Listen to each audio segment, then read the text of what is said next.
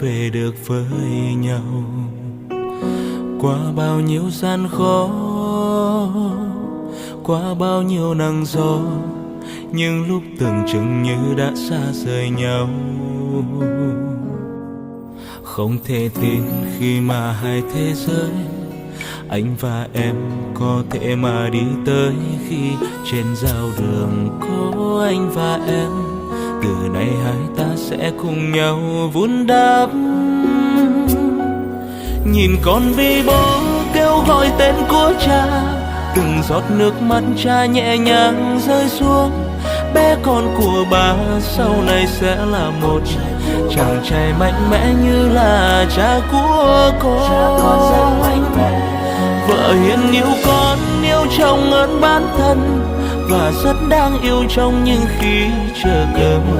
Bố đi làm về nhiều lo toan mọi mệt, nhưng chỉ cần thấy hai mẹ con là những ưu phiền tan biến.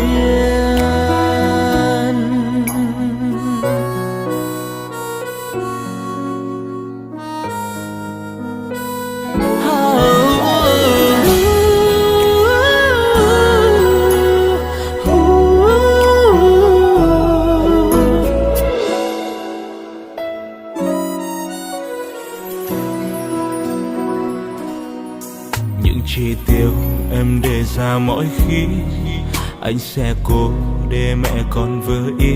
Tuy anh hơi lười nhưng anh rất yêu em, chính vì thế em hãy yên tâm nhé.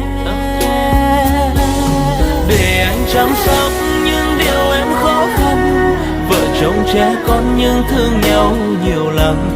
Ngoan hiền thật thà đôi khi rất trẻ con, không bia rượu và thuốc lá hay cờ bạc đâu. Anh chỉ yêu em.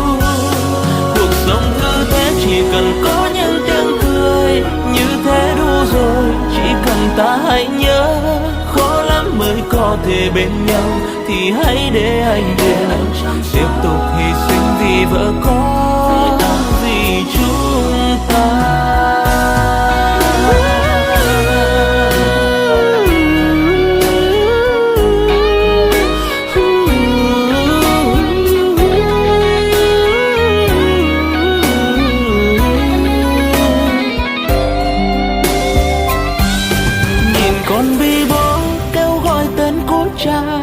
Từng giọt nước mắt cha nhẹ nhàng rơi xuống. Bé con của bà sau này sẽ là một chàng trai mạnh mẽ như là cha của con.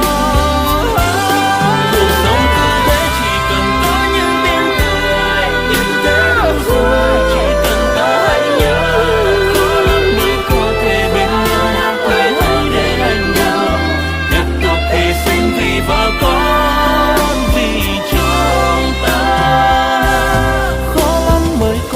Bên nhau thì hãy để anh được tiếp tục hy sinh vì vợ con.